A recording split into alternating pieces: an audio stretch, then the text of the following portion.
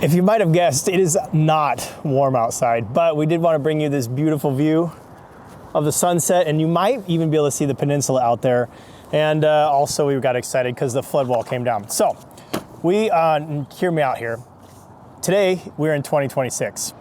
However, this data we're gonna be looking at is from last month, which was December of 2025, and we're gonna be comparing that all the way back to December of 2024. So we're looking at the month of December year over year. The first stat we want to talk about is active inventory, meaning the amount of homes that are on the market.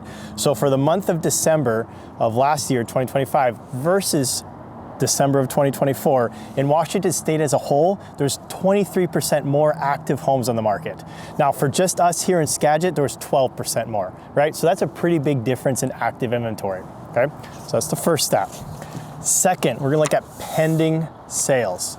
So again, year over year, from December of last year versus December of 2024, pending sales in the state were down about 2%. And pending sales for Skagit County here were down about 3%.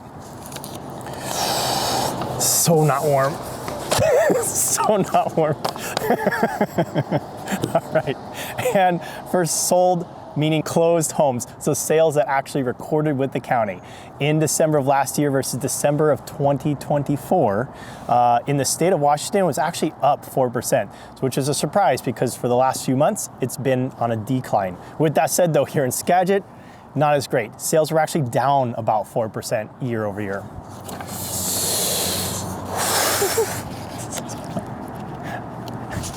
My fingers are not working very well anymore. All right, and some good news for Skagit County though.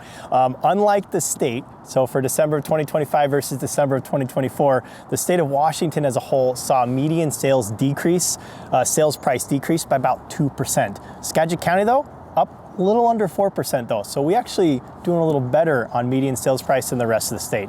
That does come down to a few large sales, but still, that is important. Last thing we're going to talk about is months of inventory, meaning that if no new homes came on the market, how long would it take for all the current amount of buyers at the current purchasing rate to close on everything that's on the market?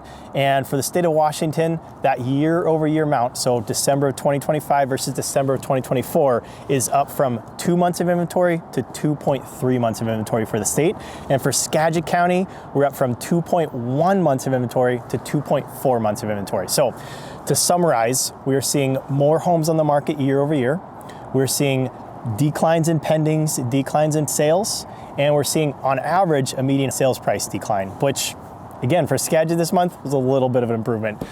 Oh, it is so cold. I'm glad to have wrapped this up. Thank you for watching.